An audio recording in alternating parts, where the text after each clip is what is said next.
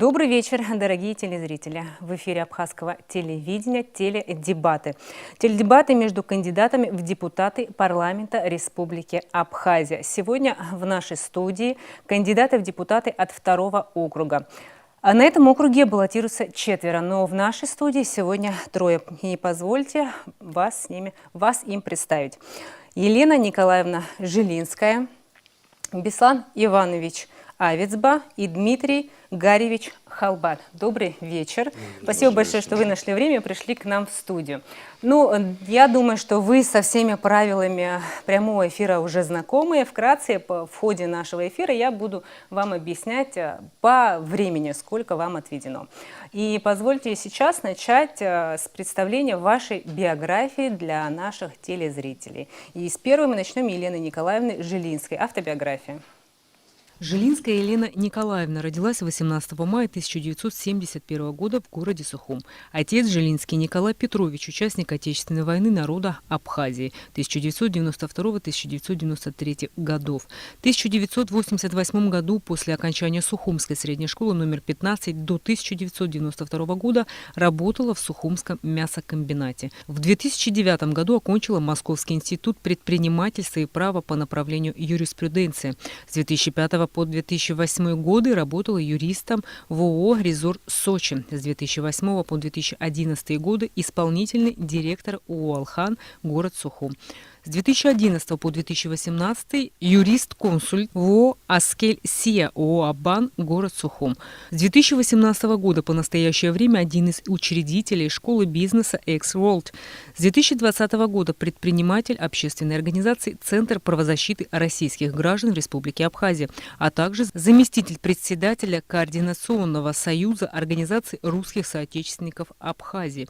С 2020 года является членом Ассоциации юристов России. С 2021 года по настоящее время руководитель юридической службы муниципального управления «Управа номер 1». С 2021 года входит в состав управленческого аппарата Конгресса народа Абхазии. Семейное положение, не замужем.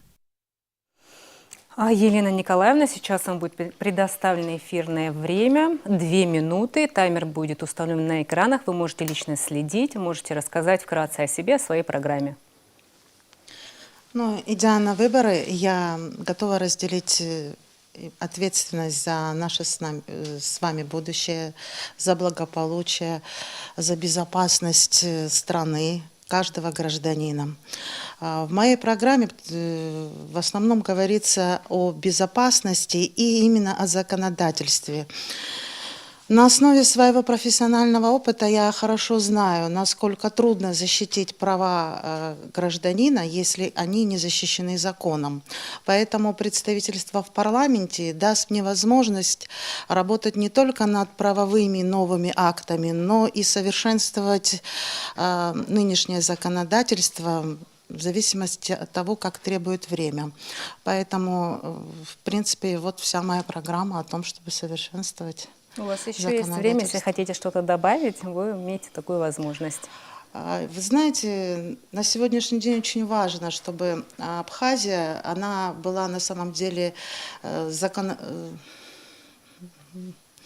законопослушной, то есть соблюдались законы, соблюдались права. Каждый гражданин всегда является... Каждый гражданин Республики Абхазия в первую очередь является гражданином, и не имеет значения ни национальность, ни его вероисповедание. В принципе, получается, что любой человек, он должен чтить и уважать законы. А если будут соблюдаться законы, значит, будет и законная власть у нас в стране. Все, спасибо большое. Дорогие телезрители, сейчас у вас будет возможность ознакомиться с биографией Беслана Ивановича Авицба. Авицба Беслан Иванович родился 10 августа 1983 года в селе Нижняя Шира Сухумского района. В 2000 году окончил Сухумскую среднюю школу номер 5. В 2005 году окончил Российский государственный социальный университет по специальности юриспруденция. С 2005 по 2007 годы работал в госкомпании «Абхаз-Вторресурсы». С 2008 по 2014 работал в компании «Эшера Юг». Участник событий в Кадурском ущелье. Женат, отец 3 детей. Беслан Иванович, вам предоставлено 2 минуты эфирного времени. Добрый вечер, уважаемые телезрители. Хотелось бы начать с того, что поздравить милых дам наших с сегодняшним праздником, 8 марта. Хотелось бы пожелать, чтобы улыбки сегодня, которые мы видели на ваших лицах, не сходили с ваших лиц. Побольше вам хороших, приятных эмоций. Дай Бог, чтобы в наше сложное время вы все были здоровы. Ну и, конечно, счастья вам. Спасибо большое. У вас еще есть время. Да, хотел бы сказать, сегодня мы живем в мире, который меняется буквально не по дням, а по часам. И, к сожалению, меняется в худшую сторону. Ситуация ухудшается. И эти вызовы, которые бросает нам жизнь, напрямую касаются и нас. Мы являемся частичкой этого мира, и мы должны вовремя реагировать. Почему я решил идти в парламент? Потому что прежде всего я вижу, что мы с этим немножечко запаздываем, с решениями. То есть нам надо опережать события, а не постфактум принимать какие-то решения, ту же законодательную базу подправить. И, в принципе, я считаю, что буду полезен своему государству и своей стране. Также хотел бы обратиться не только к избирателям своего округа, а ко всем избирателям и ко всем гражданам республики. Мы голосуем уже не первый раз. И даже и постоянно делаем выбор в пользу своих или чужих. Я хочу, чтобы наш народ отказался от практики голосования за своих, за чужих. Нашему народу надо думать, прежде всего думать, выбрать сильного кандидата, выбрать достойного кандидата. Все кандидаты достойны, но надо определиться, сколько мы выбрали, есть свои, выбираем своих, мы их приводим туда, а на самом деле ничего не происходит. То же самое и с президентскими выборами. Сейчас мы говорим о парламенте, и поэтому это просьба отказаться от этого всего, голосовать за своего друга, брата, родственника, голосуйте за тех, кого считаете действительно достойным. Не за себя говорю в общем, выберите тех, кто будет достойно продолжать путь нашей республики. Спасибо. Спасибо большое, дорогие телезрители. Сейчас вы сможете ознакомиться с биографией Дмитрия Гаревича Халбат. Халбат Дмитрий Гаревич родился 5 марта 1980 года в городе Сухум. С отличием окончил 15-ю Сухумскую среднюю школу. Поступил в Государственный морской технический университет Санкт-Петербурга. В 2003 году окончил факультет кораблестроения и океанотехники. Получил специальность морского инженера. Вернулся в Абхазию и поступил на службу вооруженных сил Республики Абхазия. С 2003 по 2004 годы служил в рядах морфлота в звании лейтенанта. С 2004 по 2006 годы работал в должности главного специалиста отдела прогнозирования ценообразования Министерства экономики Республики Абхазия. С 2006 по 2009 годы работал в компании «Амобайл» в коммерческом отделе менеджером по работе с корпоративными клиентами.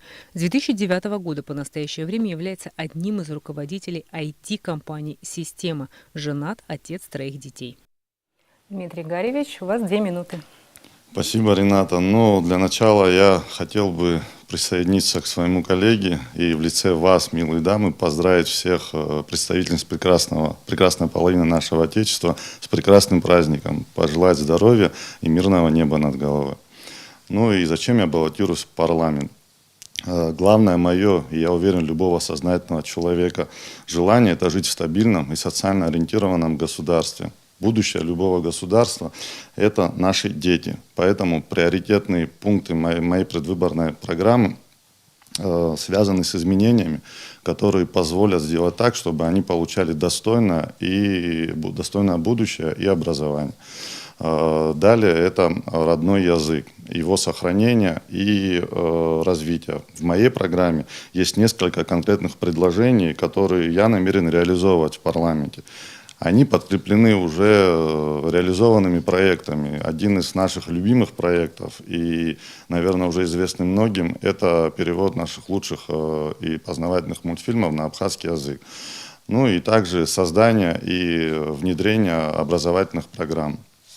Далее энергетика. Все мы с вами живем во время постоянных верных отключений. Основной выход из этой ситуации я вижу только в установке систем учета и расхода электроэнергии. Здесь у меня тоже есть практический опыт, и я планирую, используя свои знания в этом направлении, содействовать в скорейшем внедрении и установке этих систем учета. Ну и, конечно же, безопасность. Мы все можем говорить о иностранных инвестициях, о туристической привлекательности нашей прекрасной Родины. Еще много можно прекрасных словосочетаний придумать, но я думаю, что без того факта, когда на первом месте в нашей республике будет верховенство права, и когда будут работать законы, все, что мы будем обсуждать, это, наверное, всего лишь пустые слова и зря потраченное время. Вот, в принципе, вкратце, что я хотел бы для начала сказать. Спасибо вам. Спасибо большое, уважаемые кандидаты. Мы завершили приветственную часть и предлагаю приступить к основной части, где мы будем сейчас отвечать, вернее, вы будете отвечать на вопросы. С вашего позволения, Елена Николаевна, предлагаю вам вытащить буквально 3 вопроса. Я вам зачитаю их. С удовольствием поддержу. В такой день мы не можем Отказать даме. 3, еще 2 давайте.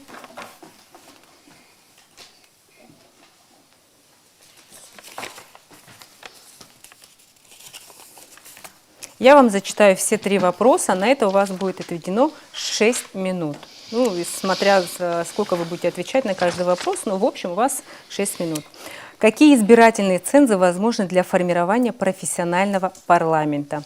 Какой вам видится диаспоральная политика? Какие пути для более тесного взаимодействия с диаспорой вы можете предложить? Как вы относитесь к вопросу декларирования доходов чиновников? И какие вы методы можете предложить борьбы с коррупцией? Как только вы приступите к ответу, таймер будет включен, и у вас на это 6 минут. Вы можете начать, Елена, с любого вопроса, какого хотите.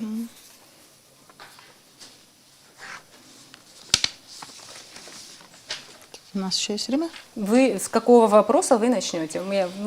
3 вопроса я вам зачитала, вы с любого можете начать. Хорошо. Прямо сейчас? Да. Хорошо, давайте декларирование. Давайте. Отвечаю я первая, да? Да, вы первые по часовой стрелке и дальше. Хорошо.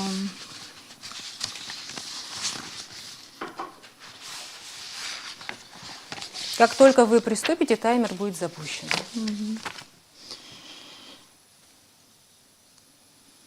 Можете приступать.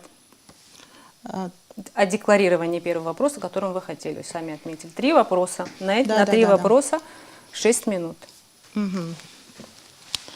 Ну, что я хочу сказать о декларировании доходов, то хорошо написано это в статье 20 о том, что у нас уже принят закон 20 статьи именно о декларировании. Но возникает такой вопрос, что нет еще закона у нас о служащих, именно чтобы подразделить, кто относится к этим людям и как декларировать сами доходы.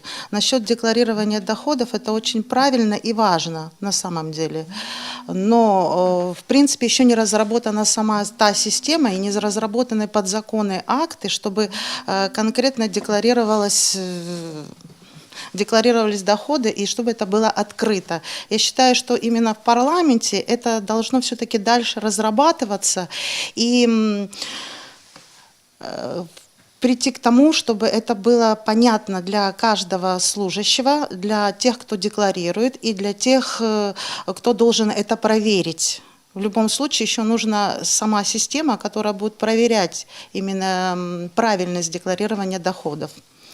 Вот, в принципе, все, что я хотела сказать. Можете на следующий вопрос отвечать, время у вас еще есть. Какие избирательные цензы возможны для формирования профессионального парламента? Ну, я бы хотела бы, конечно, сейчас скажу.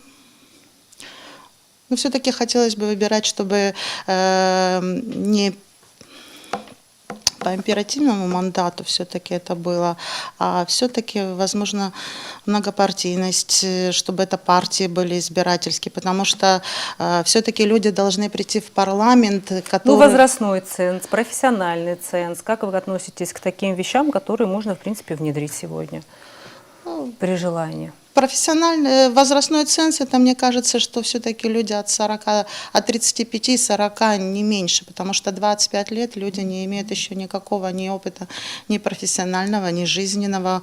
А для того, чтобы принимать какое-то законодательство, принимать какие-то видения, видеть любого закона, нужен все-таки опыт, я считаю. Не хватает все-таки знания тех, которые дает институт или другие учебные заведения.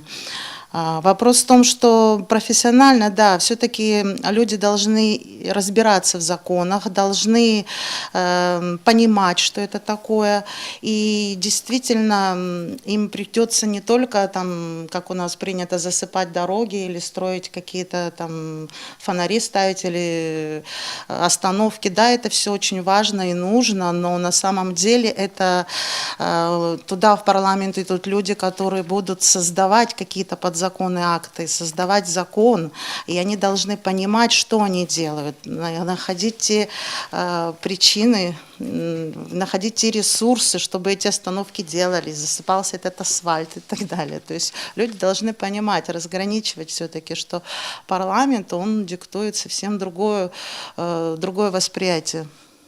И у вас еще есть время, вы можете ответить на следующий вопрос. Какие пути для более тесного взаимодействия с диаспорой вы можете предложить? Вы знаете, мне очень приятно, что идут переговоры с диаспорой и в Турции, с диаспорой в Краснодаре. Мы с ними тоже встречались в Краснодарском крае, есть в Сочи. И приезжают сюда люди из Сирии тоже. Они очень трепетно относятся к самой Абхазии, к родине. Это на самом деле очень приятно, и мне кажется, что возрождать именно диаспору и принят закон о возвращении.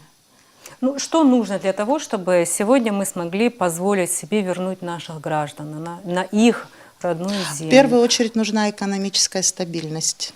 Я считаю, что экономическая стабильность, возможно, в первую очередь, это чтобы безопасность каждого гражданина и государства была, а второе, чтобы было возрождение производства. И, допустим, рабочие места. Нужно бы строить именно новые производства, модернизировать старые, восстанавливать старые. И действительно, чем больше появится рабочих мест, тем больше привлечется специалистов. И я думаю, что из диаспоры на самом деле они великолепные специалисты, получившие образование в разных институтах, направлениях. Это будет великолепная помощь и для становления самого государства, и для становления уровня стабильности, экономического роста и культурной составляющей. Это все взаимосвязано. Поэтому экономическая стабильность это привлечет на самом деле большое количество людей.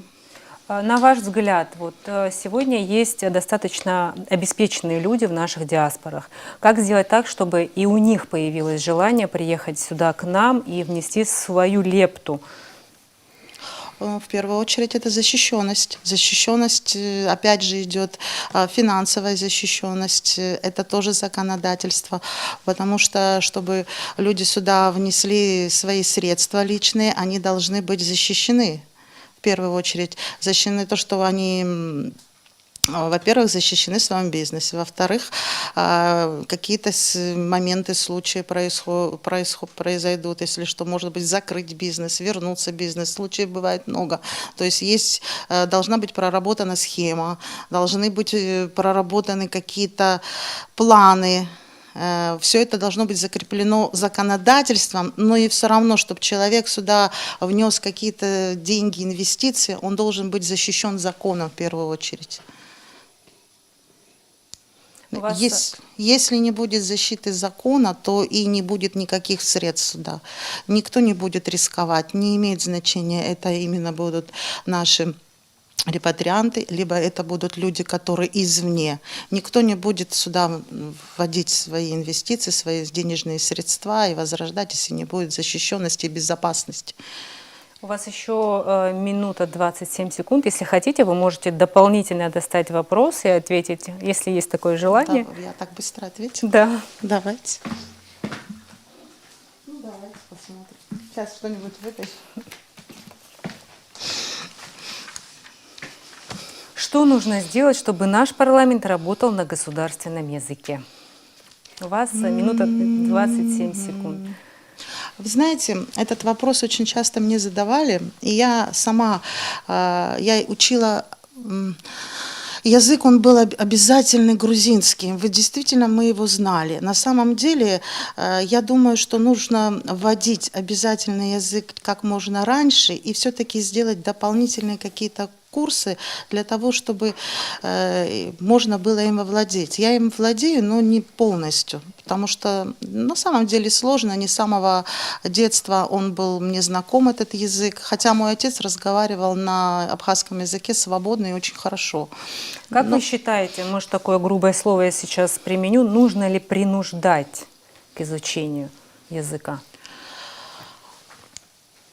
Я считаю, что не совсем правильно принуждать. Я считаю, что человек, который живет в стране, он обязан знать С вашей абхазский практики язык. все-таки грузины вас принуждали изучать грузинский Он язык. был Нет, Он был обязательный, язык. это был язык, который давил, доминировал. Да. Нужно ли сегодня, может быть, не в такой жесткой форме? Может быть. Я не скажу, что это была жесткая форма, это была просто обязательная школьная форма, которую мы должны были учить, и мы учили его. Я не скажу, что его прям все действительно знали, но учили так, как учили все предметы. Кто-то лучше, кто-то хуже. Чтобы сказать, такого принуждения не было. Он был обязательным, мы должны были сдавать его, мы должны сдавать были экзамены.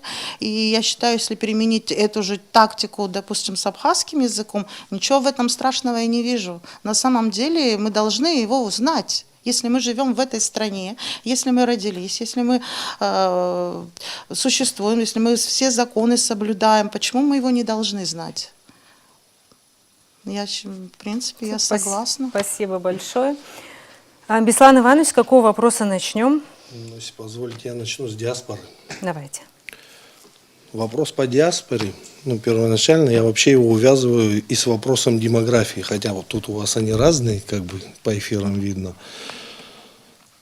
Что сказать по диаспоре? Со многими представителями нашей турецкой диаспоры, московской диаспоры я дружу, общаюсь. То есть, пользуясь случаем, хотел бы выразить благодарность и московской, нашей абхазской диаспоре за оказанную помощь в наши эти трудные дни, нелегкие времена. Также хотел бы выразить и турецкой диаспоре, они тоже нам немало помогали и помогают по сей день. Во-первых, прежде всего, это безопасность. Человек должен быть уверен, что он вернется на родину, будет в безопасности, мы обеспечим его безопасность.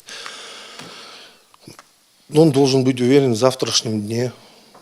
Второе, это обязательно, мы должны его обеспечить работой. Я считаю, что надо предоставлять рабочие места.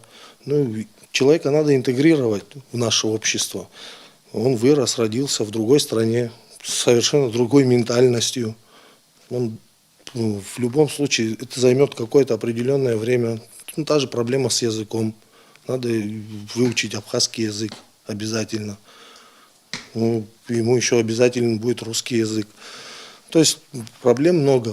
А вопросы, то есть возвращение наших людей, мы предоставляем им жилье, мы предоставляем, строим им жилье, предоставляем, да, но есть такие люди, которые, проживя пару лет здесь, разворачиваются и уезжают назад. Почему? Причина Я какая? спрашивал, я разговаривал, они говорят, не понимаем вас, некоторые говорят.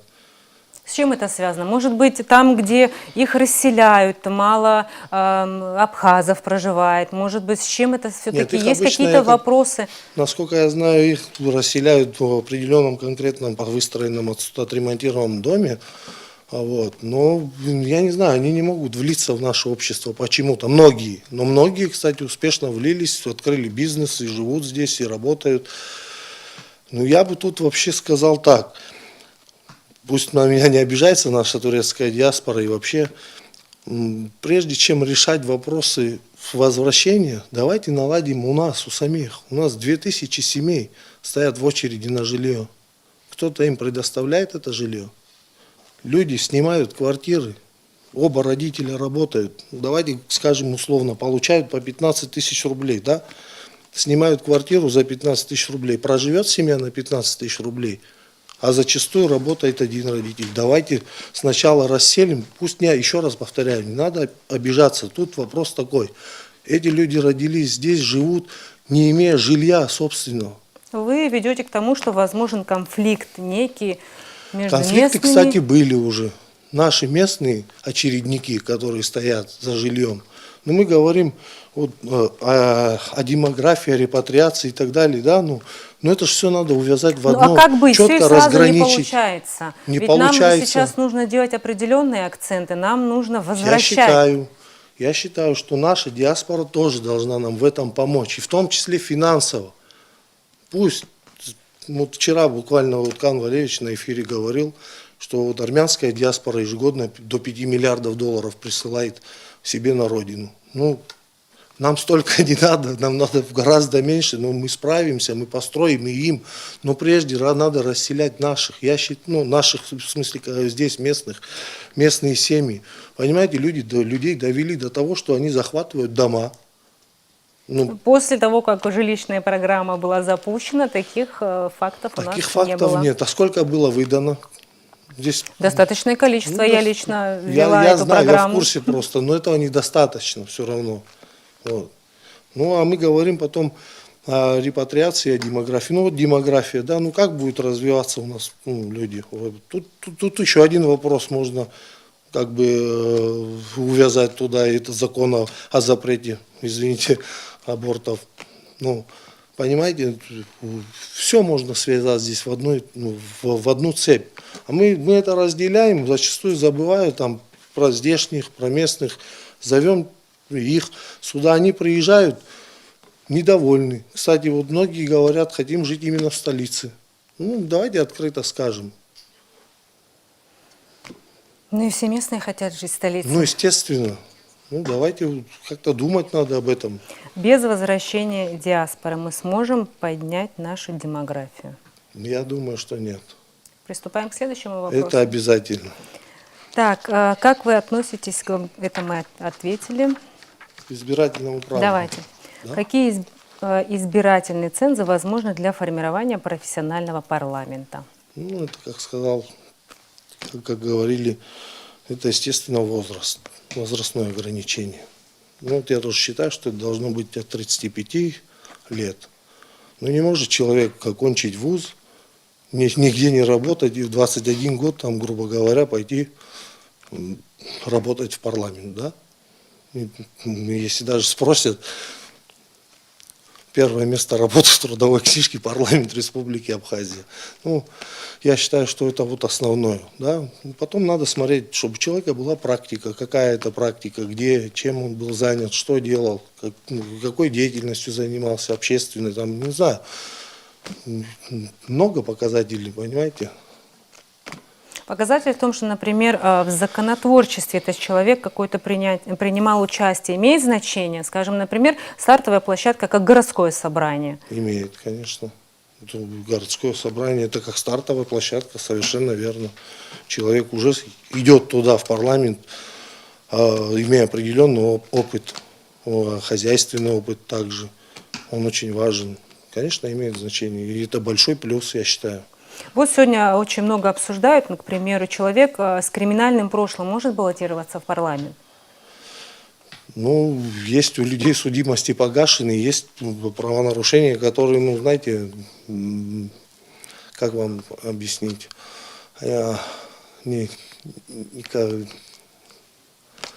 Не, статьи Нет, ну такие, просто мы уголовного привыкли, что если человек умеет стрелять, значит у него есть сила. Нет, ну сейчас если человека там убить, ранить где-то и после этого там заниматься бандитизмом, извините, конечно, нет. Я считаю, что не имеет права.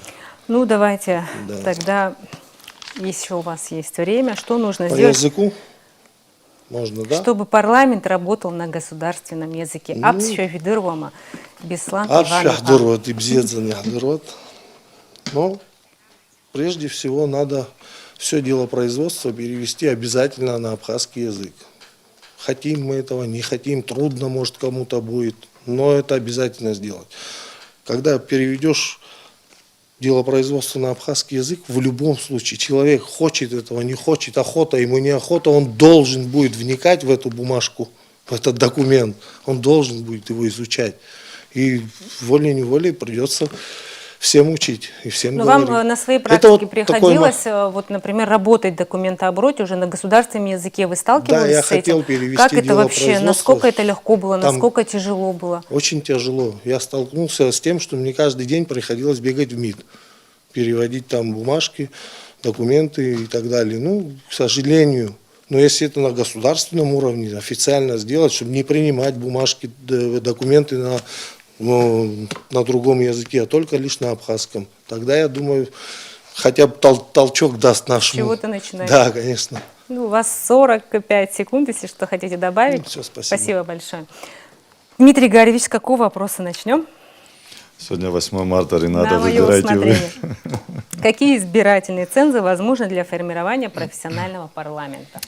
Знаете как, я вот сейчас послушал своих коллег и хотел бы, да, тоже добавить, они много правильных слов сказали, но, насколько я знаю, существует один такой важный, ну, в понимании нашего законодательства ценз, это возраст.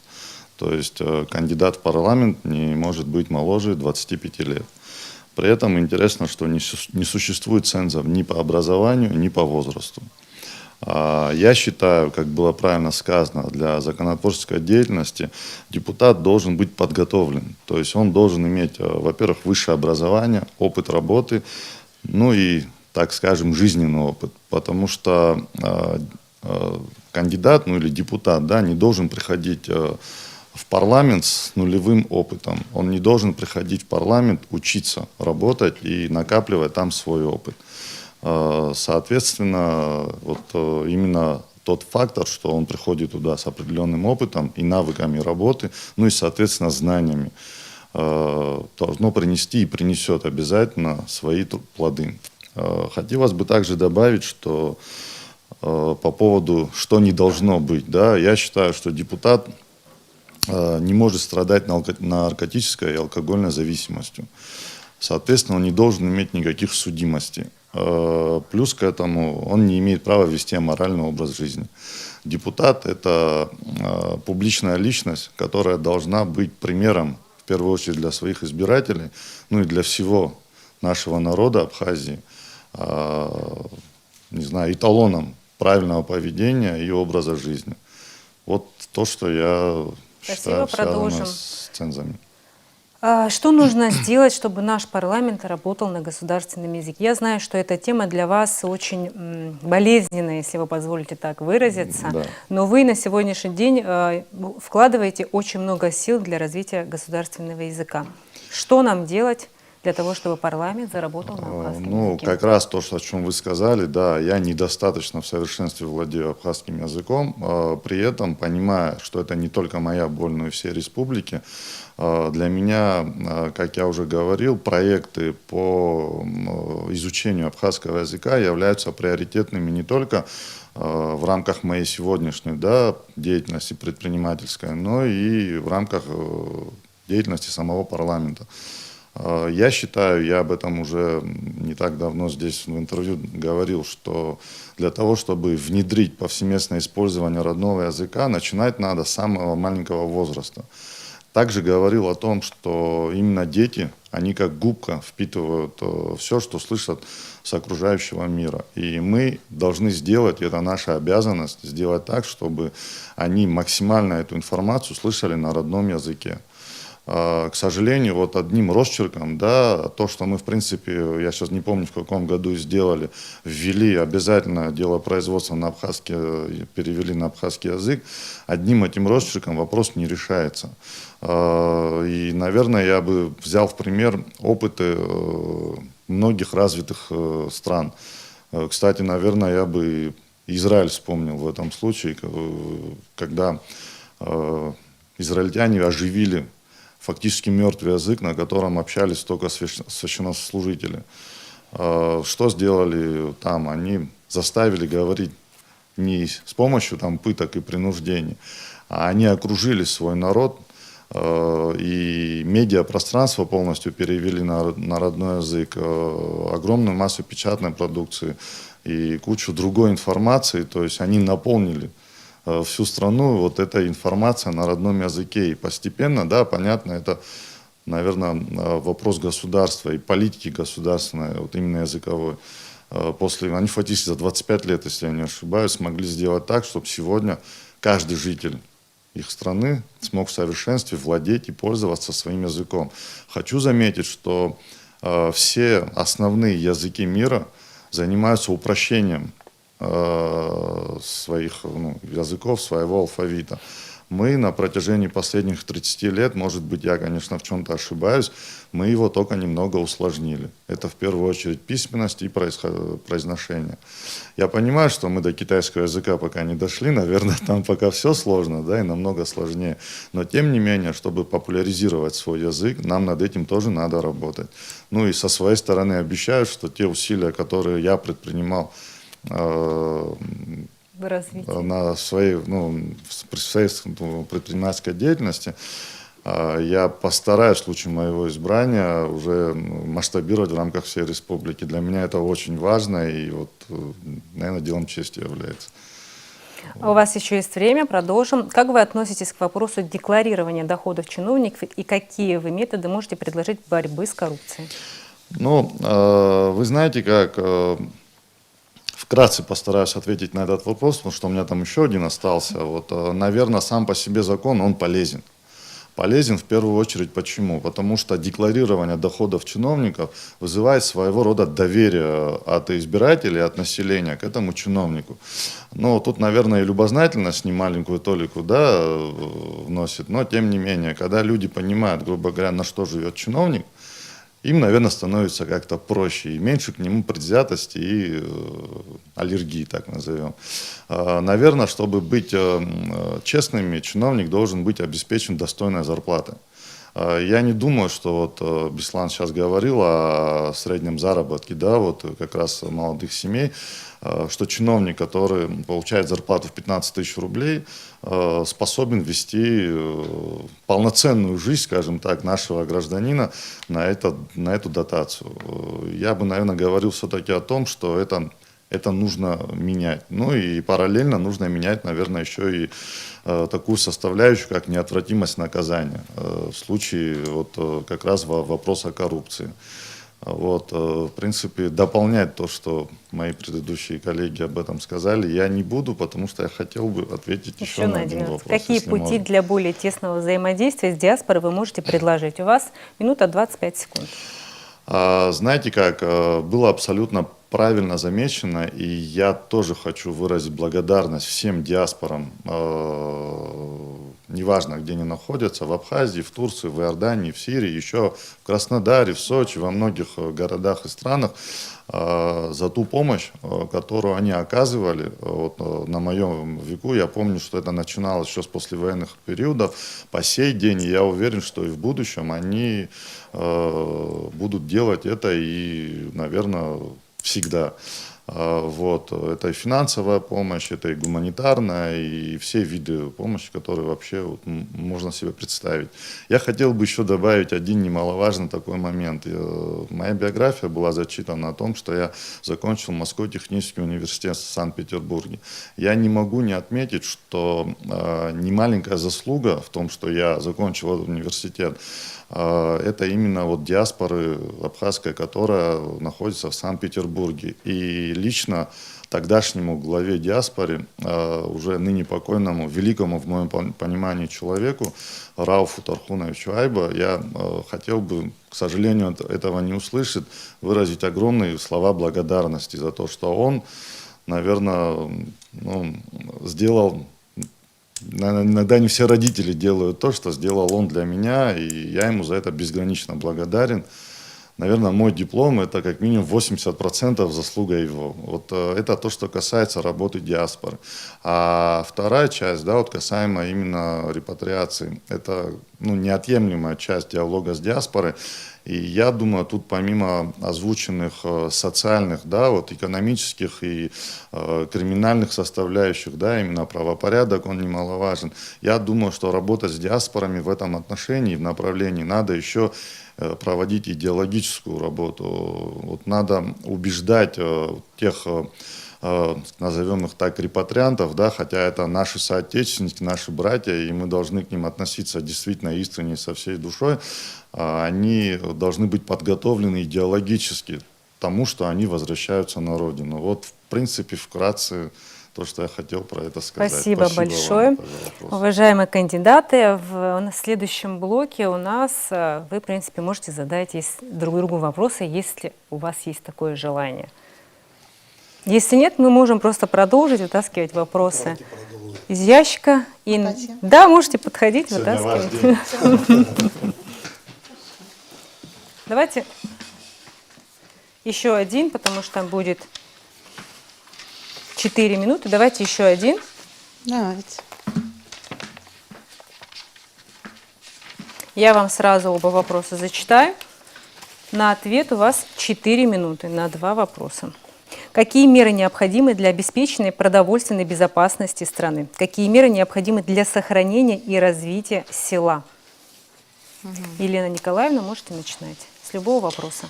Ну, сегодня мы все прекрасно понимаем, какая у нас ситуация сложилась со специальной операцией в Донбассе и ЛНР, ДНР. И на самом деле возникает такой вопрос, коснется ли нас.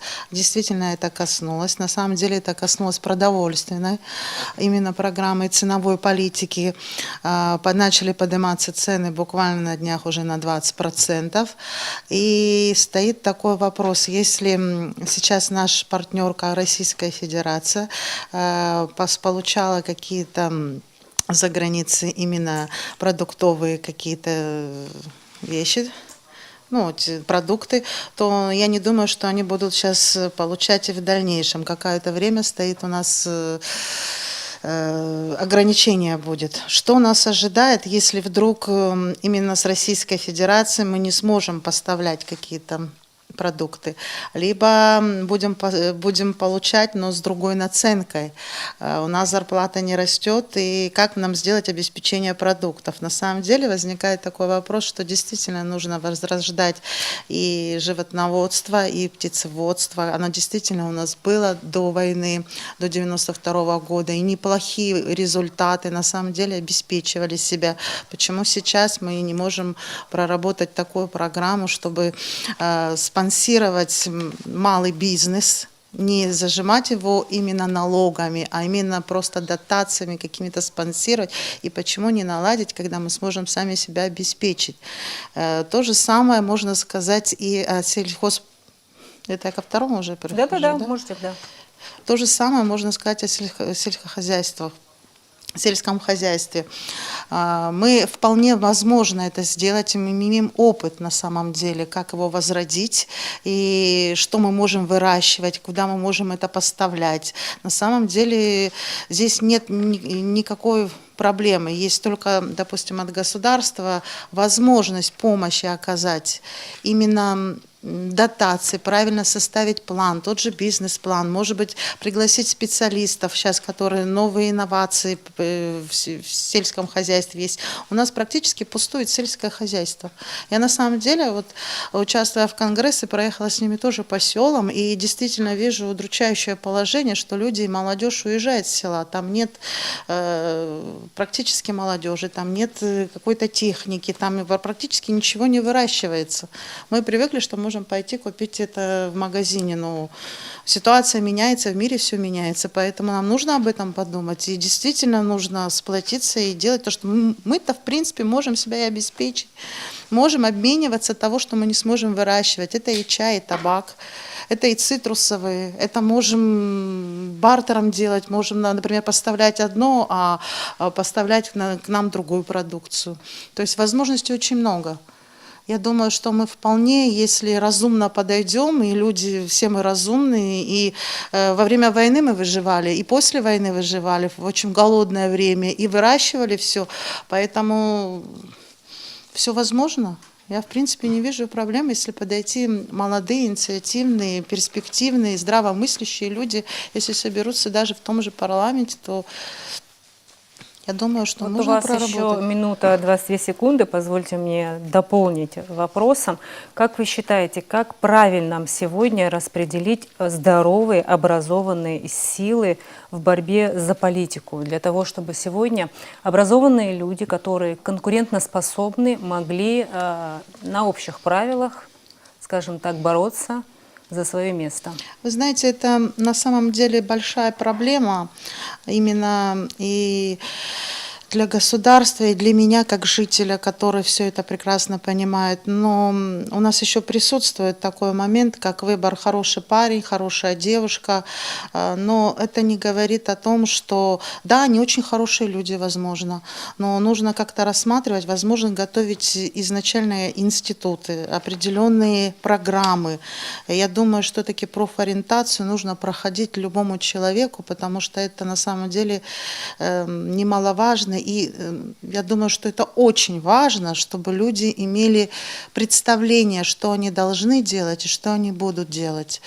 Это большая беда, если честно. Потому что есть люди, которые, если в каких-то вещах, они великолепно разбираются как профессионалы, но это не законотворчество, это не законодательство. Здесь нужно понимать или учиться этому на самом деле. Вот мое Спасибо мнение. большое. Если что-то есть добавить, у вас сейчас еще 30 секунд. У меня добавить, что я, конечно, немножко понервничала, не поздравила наших прекрасных женщин с праздником.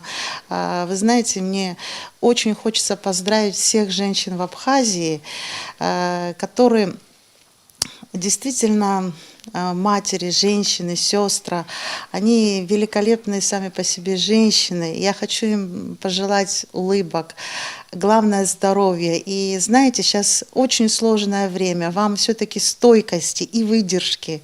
Вот все, что я хочу всем женщинам пожелать. Спасибо вам огромное и еще раз с праздником. Спасибо большое. Беслан Иванович, с какого вопроса начинаем? Продовольственной безопасности. Давайте. Ну, продовольственную безопасность, прежде чем о ней поговорить, давайте коротко очень скажу, от чего это зависит в том числе.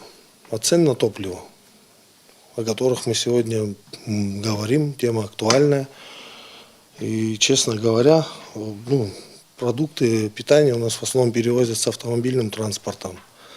Вот. Меня, вот, честно говоря, удивляет то, что у нас за последний год, в общем год, да, выросли цены на бензин на 17 рублей. Это про социальный второй бензин, 92-й бензин. С чем я согласиться вообще не могу и не хочу. Просто вот я отношусь к тем людям, которые не верят, что бензин вырос, цена на бензин выросла просто так у нас. Например, в такой же стране, нашей братской, дружеской стране, как Южная Осетия, цена бензина 92-го 48 рублей. По официальной информации они закупают меньше, чем мы. Как вы можете? У нас и у них, и у нас подписано соглашение с Российской Федерацией, которое вот регулирует в том числе и цену. Вот. Но 20 января президент Южной Осетии дал поручение понизить цену на топливо. Кабинету министров. И кабинет министров среагировал, на 2 рубля они понизили цену. Теперь он стоит 48 рублей на государственных заправках. Мы говорим о продовольственной безопасности. Как сегодня срегулировать этот вопрос? Как срегулировать? Регулировать должен кабинет министров. Регулировать он должен был еще вчера. То есть не сегодня, не завтра и не послезавтра. Ну, мы совсем опаздываем, понимаете? Специальная военная операция началась 13 дней назад.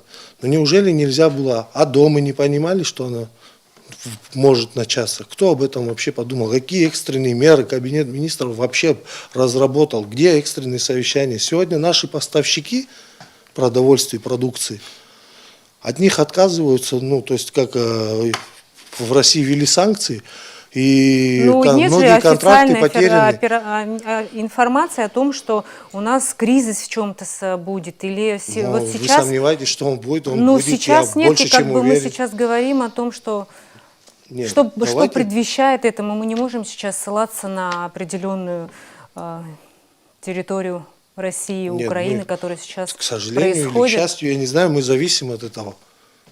Понимаете, если у них будет плохо, у нас будет хуже. Ну, что И нам это надо сегодня понимать. сделать? Надо было предпринимать меры какие-то. Ну вот я же говорю, это связано почему с бензином. Вот я вам скажу, ввозной НДС у нас есть, но отмените его на время кризиса. Это 10%. От этой цены минус 5 рублей на бензин. Это уже плюс. Ну, я считаю, это мое личное мнение, я могу заблуждаться, но я уверен, что я прав, что цены на бензин подняты искусственно. И для чего это делается, наверное, всем понятно, и скоро будет понятно. Но это мое сугубо личное мнение. Нас хотят привести к тому, что довести, что мы не сможем нормально заправить свои автомобили и так далее. Цены на продукты взлетят, а потом нам, наверное, скажут, что вот вам нефть, построим НПЗ где-нибудь в Ачимчирском районе, и будет бензин вам по 30 рублей. Ну, Какие это меры всё. необходимы для сохранения развития села? У вас минута 37 секунд. Сохранение села, ну, это по сельскому хозяйству, да? Ну, бюджет сельского хозяйства. Ну, все мы Мизерный знаем, бюджет. что сегодня нуждается село в государственной поддержке. Ну, естественно, Какие шаги нуждается. первые нужно сделать для того, чтобы хотя бы наши граждане хотели остаться там, для того, чтобы что нужно, необходимо по минимуму сделать? Для начала Министерство сельского хозяйства должно написать программу, план действий, по которому оно будет действовать. Я сегодня, вот, я не сельскохозяйственник, к сожалению, но я понимаю для себя, что если будет написана программа вот, попунктно, да, и будет указано, вот как действовать, и выделить из бюджета на это средства, ну, то есть реализовывать постепенно эту программу. Ну, то, что находится в кризисе 29 лет, не вытащишь за один день, правильно же? Ну, я думаю, постепенно этим надо было заниматься. Каждое министерство, в том числе сельское хозяйство, они имеют право выйти с законодательной инициативой в парламент. Вы кого-то слышали за эти годы вообще, чтобы кто-то с чем-то вышел, приняли по ним закон какой-то, что-то рассмотрели по ним. То есть просто бездействие простое. Причем я не обвиняю только лишь эту власть или ту власть. Я говорю всех нас, обо всех нас, понимаете?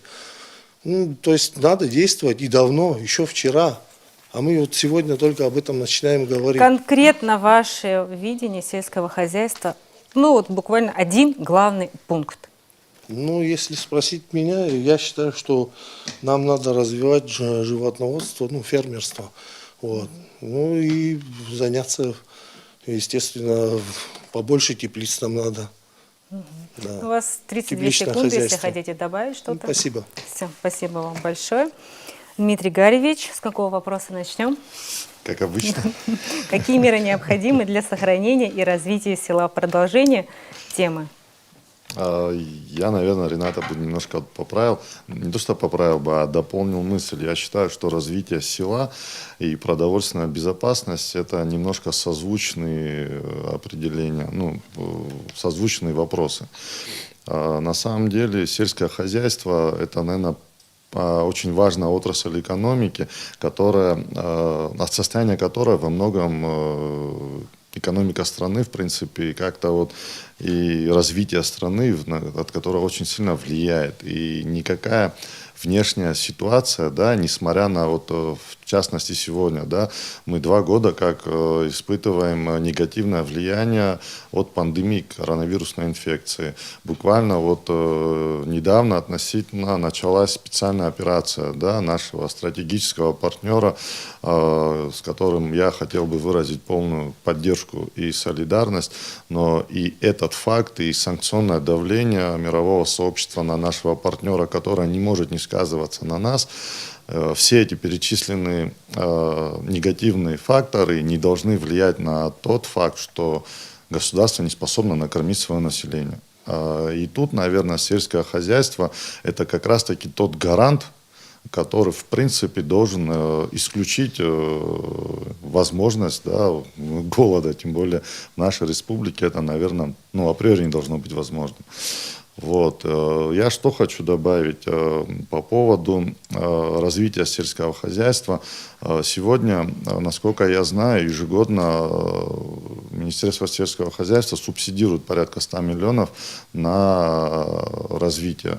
Никто из нас не понимает и не знает, насколько это хорошо или плохо влияет.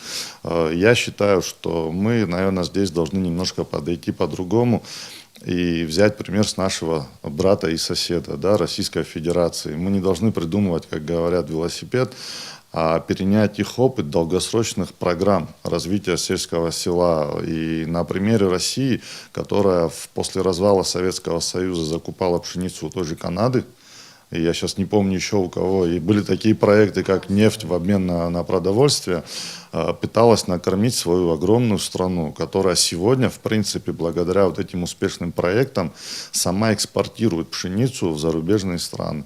И этот пример надо перенимать. И я считаю, должна быть эта программа с какими-то точками оценки правильности этой программы, ну и, наверное, эффективности работы самой программы. Также не могу не обратить внимание на тот факт, что мы являемся туристической страной. И я даже обратил внимание на то, что некоторые, скажем так, гостевые дома в межсезонье подготавливают свои продукты, банально выращивают зелень, петрушку, какой-то там мелкий скот, птицу, которую в будущем, уже при наступлении туристического сезона, они фактически реализуют своим же отдыхающим, тем самым увеличивая, как сейчас модно, наверное, будет сказано, я извиняюсь за это слово, арпуз каждого своего постояльца. И этот опыт надо масштабировать в рамках всей республики, то есть этим самым повысить ее эффективность. И хотел бы заметить один факт, что даже если бы сельское хозяйство, а в довоенный период наш, да, я Чемчирский район, я думаю, вы, наверное, знаете, сейчас я не готов точные цифры называть, но объемы как бы выращиваемой птицы, скота, потом той же кукурузы, допустим, да, и это на территории всей республики выращивалась эта культура. Наверное, помимо того, что мы благодаря этим объемам могли не только обеспечить потребности, закрыть все республики, но еще и какую-то часть экспортировать. Но почему-то сейчас это все сошло на нет. Возможно, требуются какие-то заградительные, дополнительные сборы на те виды продуктов, которые мы можем выращивать сами, чтобы этим самым как-то побудить наши фермерские хозяйства, да, заниматься этим с большим рвением. Ну и, соответственно, контроль цен тоже немаловажен. Немаловажен допуск производителя напрямую к покупателю, исключить вот этот момент, как их назвать правильно, перекупщиков. В общем, не могу более правильное слово сказать, я извиняюсь, если кого-то обижает, но тем не менее, все эти факторы, они дадут возможность оживить наше сельское хозяйство и этим самым закрыть потребность всех необходимых товаров первой необходимости. И я считаю, это, вот, наверное, самые главные факторы, связанные с этим. Спасибо большое. Я хочу напомнить нашим телезрителям, что у них есть возможность отправлять свои вопросы нашим кандидатам в депутаты. Адрес почты появится на экранах, на ваших экранах. Сейчас мы переходим к вопросу от ведущего, то есть от меня. Сегодня мы находим... Это даже будет не столько вопрос, а, наверное, просьба к размышлению не только к вам, но и всей страны. Сегодня вокруг нас мир стал очень хрупким, и информационная война, она вышла за все возможные рамки. В последнее время мы в социальных сетях наблюдаем, как наши граждане пересекают ингурскую границу, дают комментарии, далеко не лестные в нашу сторону. Как вы считаете, люди, которые поступают таким образом, должны ли нести какую-то уголовную, может быть, административную ответственность, или мы все-таки будем это списывать на некие такие осуждения и прошли мимо и забыли? Ваше мнение, Елена Николаевна, Можно это у вас отвечать, да? 2 минуты. Мое мнение, вы знаете, оно, наверное, схоже с многими людьми, и я думаю, многие со мной согласятся. На самом деле, возможно проработать определенную схему именно. Я считаю, что это непозволительный, конечно, момент, что высказываться именно негативно настроенная к нам Грузии о том, что происходит в Абхазии, и высказываться на какие-то подобные меры и фейки. Действительно, может быть, это нужно все-таки, если возникает такой вопрос, его действительно нужно рассматривать, и его нужно обсуждать и принимать решения.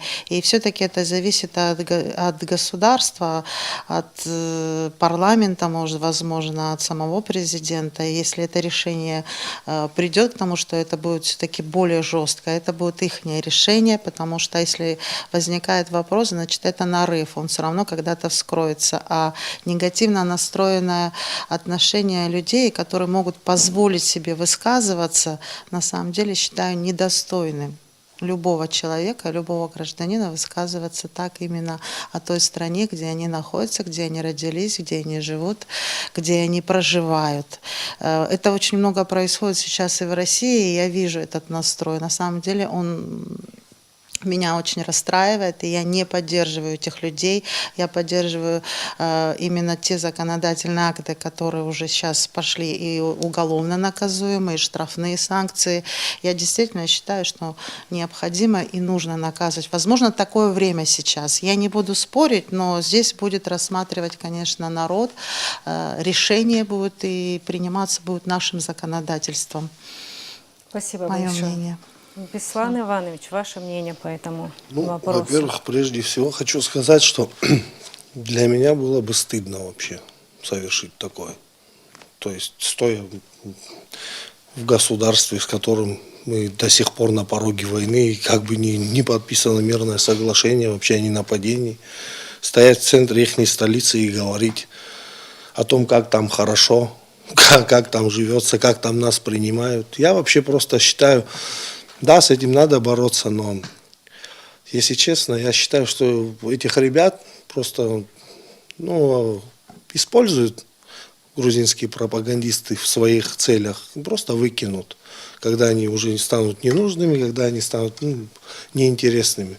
Но, и тем не менее, я считаю, что то, что они делают в таких соцсетях, как TikTok, Facebook, да, это влияет на некоторых людей здесь. Мышление некоторых меняется. Конечно, конечно. И прежде всего по ним должна работать служба госбезопасности здесь уже.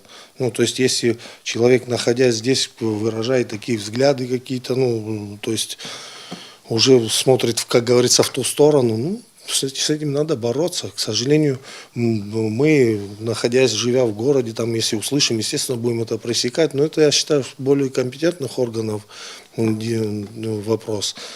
А касаемо этих ребят, я бы хотел, пользуясь случаем, сказать, не обращайте на них внимания. Мы не зря положили 3000 жизней на алтарь свободы, чтобы сегодня из-за каких-то 3-4, извините, уродов стоять и переживать за нашу безопасность. Их просто выкинут оттуда и закончится на этом. Спасибо. Спасибо большое. Дмитрий Гарьевич, ваше мнение? На этот раз я выберу вопрос.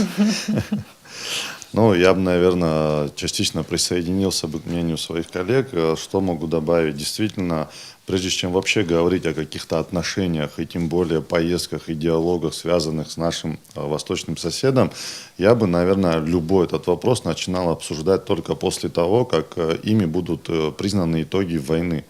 Соответственно, со всеми вытекающими последствиями. Абхазия победила. И страна-победитель имеет право на то, чтобы этот факт признали, и признали ее как суверенная республика. И только после того, как Грузия готова и будет готова признать этот факт и налаживать с нами равноправные отношения, я бы только после этого оценивал вообще какие-то ситуации. Я, знаете, как, несмотря на то, что 12 лет занимаюсь интернетом, я первый раз слышу... Вам не попадались такие вообще ролики? ни разу, и, наверное, я не являюсь счастливым пользователем ТикТока и ни разу не видел этих блогеров. Но, тем не менее, я считаю, что... Я не знаю, о каком возрасте этих блогеров идет речь. Если это совершеннолетние люди, то это, наверное, вопросы службы госбезопасности. И ввиду того, что я все-таки морской инженер, а не юрист, но я бы, наверное, попытался им, если правильно скажу, инкриминировать статью об измене Родине.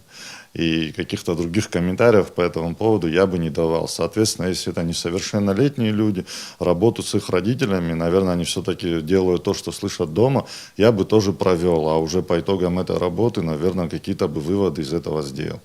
Просто мне больше добавить нечего в этом вопросе. Спасибо большое. Спасибо вам. Просто маленький совет. Хотел бы просто добавить, я не успел сказать, У меня подумал. 40 секунд У вас оставалось. как раз поделиться с вами временем. Да. Нет, совет хочу дать нашим молодым людям, тем, кто родился после войны. Как только у них закрадется мысль о том, что это хорошо, то, что делают вот эти люди, пусть сходят в парк славы, посмотрят, прочтут эти фамилии. Может, найдут своего родственника, дядю или сестру. Я думаю, это более придаст им стимула вообще не совершать таких поступков. Да. Спасибо большое. Мы подошли к заключительной части. Сейчас у каждого будет возможность обратиться к своим избирателям. У каждого на это отведена 1 минута. Елена Николаевна, уже по традиции начинаем с вас. Я хочу обратиться ко всем избирателям, кому не безразлично прошлое, кому не безразлично настоящее и наше будущее, прийти 12 марта на участок и сделать свой выбор так, как велит ваше сердце. Любой выбор будет ваш с удовольствием принят мной. Спасибо вам. Ислам Иванович. Спасибо. Еще раз хотел бы обратиться ко всем гражданам республики. В это нелегкое время сделать свой выбор, осознанный выбор. Не за определенный, еще раз прошу, не за своих, не за чужих, а то, что вы видите сами, думаете, вот вы решили за этого, ну тот мой родственник, голосуйте за то, что вы думали. В итоге выиграем мы все. Это будет наша общая победа. В любом случае, кого бы ни избрали. Всех вас хочу поблагодарить. Спасибо за эфир.